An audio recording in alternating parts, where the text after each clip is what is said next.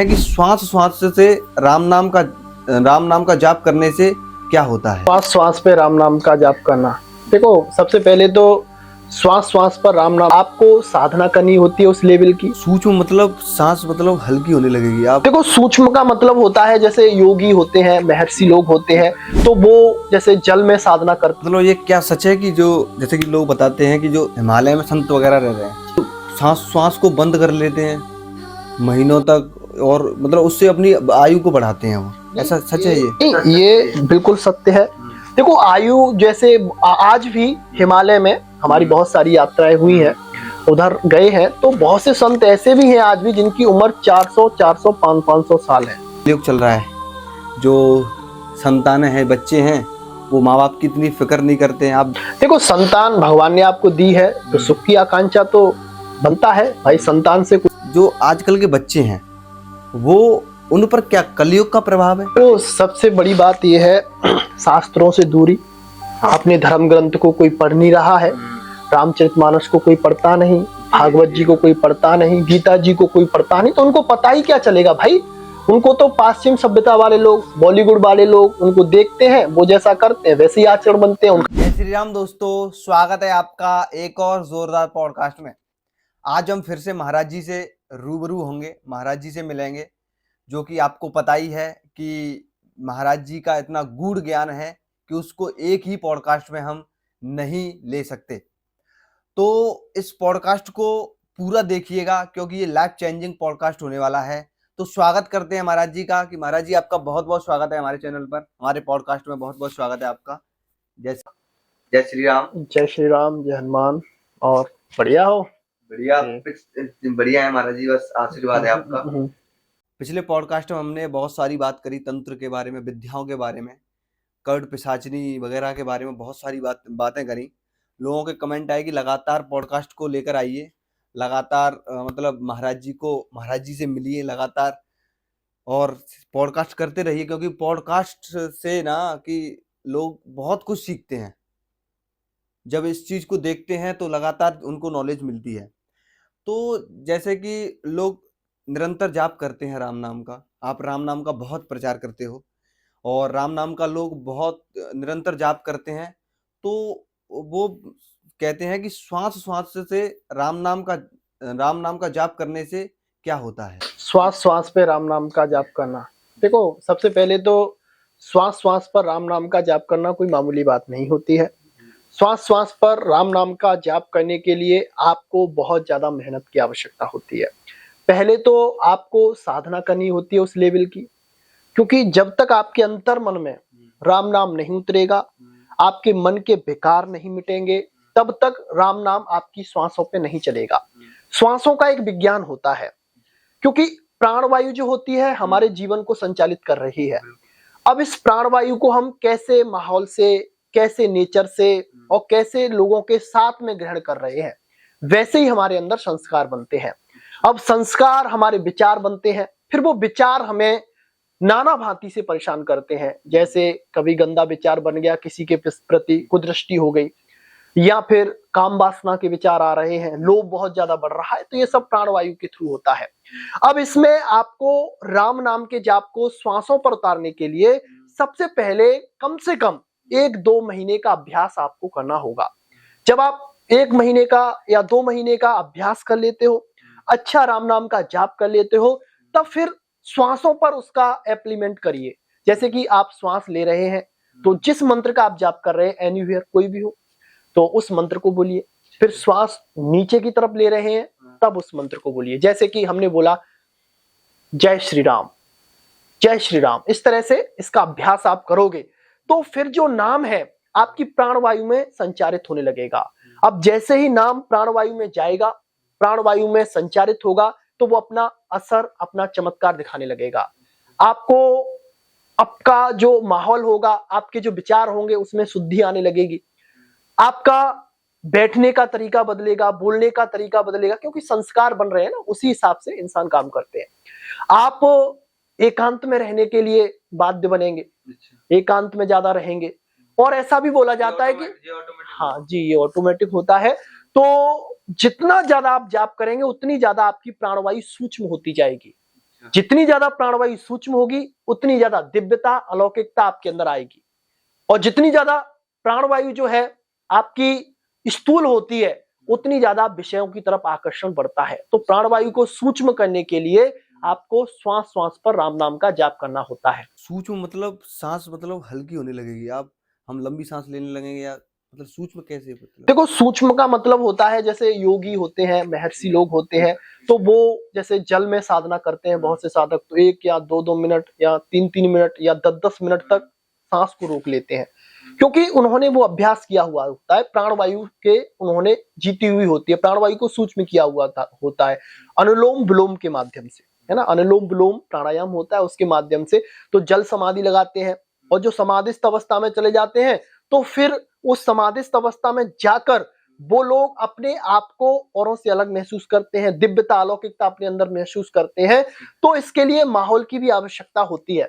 और देखो प्राणवायु सूक्ष्म आपकी अपने आप होती जाएगी, आपको कुछ करने की जरूरत नहीं पड़ेगी। जब आप श्वास श्वास पर राम नाम का जाप करेंगे तो आप आसन पर बैठेंगे, कम से कम 2 घंटे, 1.5 घंटे, 1 घंटे जितना बैठ सकते हो, तो प्राणवायु अपने आप सूक्ष्म होती जाएगी और आपको उसका अनुभव अपने आप होने लग जाएगा। मतलब ये क्या सच है कि जो जैसे कि लोग बताते हैं कि जो हिमालय में संत वगैरह रह रहे हैं, साधना कर रहे हैं, वो मतलब सांस सांस श्वास को बंद कर लेते हैं महीनों तक, और मतलब उससे अपनी आयु को बढ़ाते हैं, वो ऐसा सच है ये? नहीं, ये बिल्कुल सत्य है। देखो आयु जैसे आज भी हिमालय में हमारी बहुत सारी यात्राएं हुई हैं, उधर गए हैं, तो बहुत से संत ऐसे भी हैं आज भी जिनकी उम्र 400 400 500 साल है। 400 500 साल की उम्र आज के जमाने में उनकी होना, ये अपने आप में चमत्कार है। लेकिन वो आपको इस तरह से नहीं मिलेंगे कि संसार में मिल जाएं और हर जगह मिल जाएं, नहीं, उनकी खोज करनी पड़ती है। जैसे गिरनार की पहाड़ियां हैं, और इधर आपका चित्रकूट है, इधर हिमालय है, तो वहां पर ये संत जब आप पे भगवत कृपा होती है, गुरु कृपा होती है, तो आपसे अपने आप मिलते हैं। आप इनसे नहीं मिल सकते, क्योंकि आप इनसे मिलने जाओगे, इनके पास दिव्य शक्ति अलौकिक सिद्धियां होती हैं, वो गायब हो जाएंगे, आपको नहीं उनको देख पाएंगे। लेकिन जब आप चाहोगे और भगवान आप पर कृपा करेंगे और आपकी प्रबल उत्कंठा होगी उन्हें देखने की, तो वो आपको दर्शन देंगे। ऐसा होता है, श्वास को जीतकर वो अपनी उम्र को बढ़ाया जाता है, और जितनी ज्यादा वो श्वास रोकेंगे उतनी ज्यादा उनकी उम्र बढ़ती है। इस तरह से होता है। जैसे कि शास्त्रों में इसका प्रमाण है कि अगर आप 1 मिनट श्वास रोक देते हो तो आपकी लगभग 1 घंटे की उम्र बढ़ जाती है। ये शास्त्रों में प्रमाण है इस चीज का। तो ये विज्ञान है, योग है, वो सिद्ध करना पड़ता है जब ये चीजें होती है। प्राणवायु जो आपने बताया वो सारी चीजें हैं, मतलब प्राणवायु को सूक्ष्म करना, उस पर निरंतर ध्यान लगाना, ये सारी चीजें हैं। तो जैसे कि हमने बात करी, और आपको पता है कलयुग चल रहा है, जो संतानें हैं, बच्चे हैं, वो माँ बाप की इतनी फिक्र नहीं करते हैं। आप देख ही रहे होंगे अनिरुद्धाचार्य जी महाराज के यहाँ कितनी माओ की वो सेवा करते हैं, किसकी वजह से? क्योंकि जो माँ आती हैं उनकी खुद की संतान उनकी सेवा नहीं करती है। तो मेरा क्वेश्चन ये है कि क्या लोगों को या हमें अपनी संतान की जो सुख की आकांक्षा करनी चाहिए?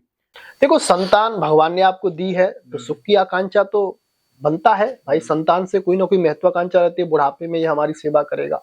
लेकिन अगर संतान को आप संतान मानकर उनसे अपेक्षा करोगे कि ये मेरी सेवा करे या मुझको मेरा आगे चल के ध्यान रखे, तो ये आपके दुख का कारण बनेगा, क्योंकि वो चीज आपको संसार में धकेलेगी। अब क्या पता संसारी लोग हैं, उनके अंदर कैसी किसी के प्रति या कुछ ऐसा उनका वातावरण बना, ऐसा माहौल बना, तो उनके अंदर गलत संस्कार आ गए, गलत रास्ते पे चले गए, तो इसकी क्या गारंटी है? आगे चल के वो आपको दुख भी दे सकते हैं, क्योंकि ये संसार दुखालय है और इसमें स्वार्थ के अधीन है सभी लोग। स्वार्थ लाग करें सब प्रीति, सुर नर मुनि की यही है रीति। तो आप अपने आप को उनसे जोड़ते हो, कनेक्ट करते हो, तो इस तरह से कनेक्ट करिए कि ये सब जो है भगवान ही है। हमारे यहाँ पे संतान बन के भगवान आए हुए हैं।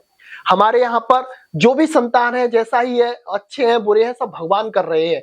तो अगर वो आपको दुख भी देंगे तो भी आपको उसका दुख नहीं होगा, क्योंकि भगवान कर रहे हैं, तो भगवान किसी चीज को करेंगे तो वो उसका दुख थोड़ी ना माना जाएगा। या वो आपको सुख देंगे तो भगवान दे रहे हैं। जैसे कि प्रेमानंद जी महाराज कहते हैं कि सब में आप भगवान का रूप देखिए अपने अंतर मन से, है ना। तो ये भक्ति भी है, सातवीं भक्ति है। सप्तम मोहि में कर देखा और मुंह से अधिक संत कर लेगा। तो ये भक्ति भी बनेगी और आपकी साधना भी बनेगी और आपको आगे भी बढ़ाएगी। और आगे चल के जो आपकी संतान होगी वो बहुत अच्छी होगी, अच्छे आचरण वाली होगी और आपकी सेवा करने वाली होगी। उसको नाम से जरूर जोड़ें, राम नाम के जाप से उसे जरूर जोड़ें। ये उसके जीवन की आगे बढ़ने की सबसे बड़ी नींव होगी। जो संतान, जैसे कि आपने बताया, संतान मतलब बच्चों के बारे में अपनी मतलब ज़्यादा आकांक्षाएं नहीं रखनी चाहिए, सब में भगवान देखने की हमारी प्रवृत्ति होनी चाहिए।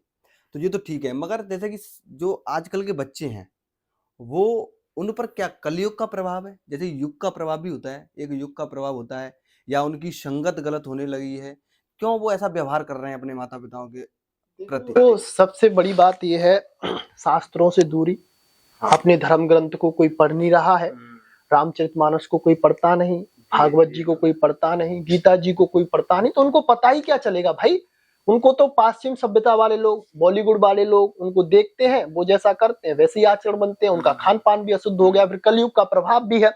तो जितना ज्यादा आप लोग ये देख रहे हैं जो कुप्रवृत्ति हो रही है, यानी कि गलत मार्ग पे जो नए नए साधक जा रहे हैं, उसका सबसे बड़ा कारण हो रहा है, एक तो सबसे बड़ा कारण उनकी धर्म से दूरी। वो अपने धर्म से जुड़े नहीं है, धर्म के बारे में उन्हें पता नहीं है क्या होता है, पश्चिमी सभ्यता को यानी पश्चिम की सभ्यता को वो अपना रहे हैं। और एक ही होता है उनके जीवन में कि ये जो मोबाइल चला है ना, ये मोबाइल, ये एक तरह से कलयुग की सिद्धि है। अगर आप लोग इसका सदप्रयोग करते हैं, सत्संग सुनते हैं, अपने काम के लिए प्रयोग करते हैं, तो हम यहाँ पे बैठे हैं, अब आज से बहुत सारे लोग इस सत्संग को सुनेंगे, तो ये कलयुग की महत्ता है, ये प्रत्यक्ष सिद्धि है, एक तरह से दूरदर्शन की सिद्धि से बोला जाएगा।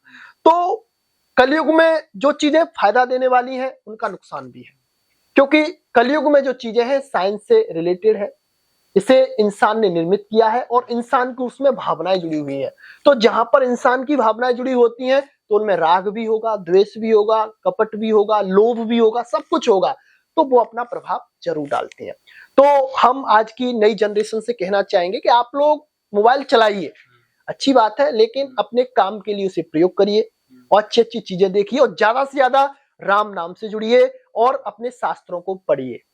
आप रामचरितमानस को पढ़िए, भागवत जी को पढ़िए और भी बहुत सारे ग्रंथ हैं, मनुस्मृति है, इनका अध्ययन करोगे तब आपको जीवन जीने की सीख समझ में आएगी कि जीवन कैसे जिया जाता है।